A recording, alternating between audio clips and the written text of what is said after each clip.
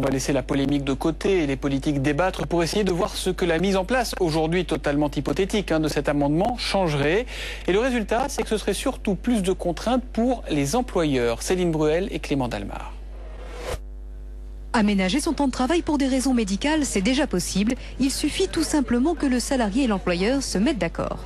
Le salarié est muni évidemment d'un certificat médical avec un avis favorable pour un aménagement de poste ou une réduction de son temps de travail, prend contact avec son employeur et lui demande tout simplement la possibilité de pouvoir bénéficier d'un 4/5e, d'un 3/4 temps, d'un mi-temps, etc. Mais l'amendement Lefebvre veut une loi plus contraignante pour l'employeur. Il ne pourra s'opposer à cette demande que s'il démontre que les tâches habituellement exécutées par le salarié ne peuvent l'être que dans les locaux de l'employeur. Sinon, le salarié pourra imposer cet aménagement à son entreprise qui pourrait se trouver face à un véritable casse-tête. Le texte peut donc sembler très favorable aux salariés, sauf que certains spécialistes décèlent déjà de possibles effets pervers.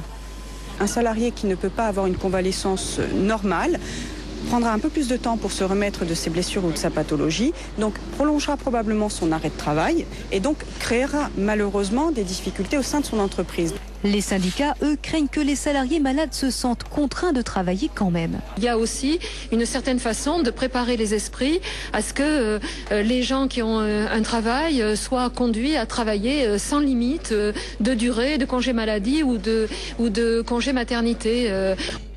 Avocats et syndicats se rejoignent sur un point, ce texte porterait gravement atteinte au droit du travail.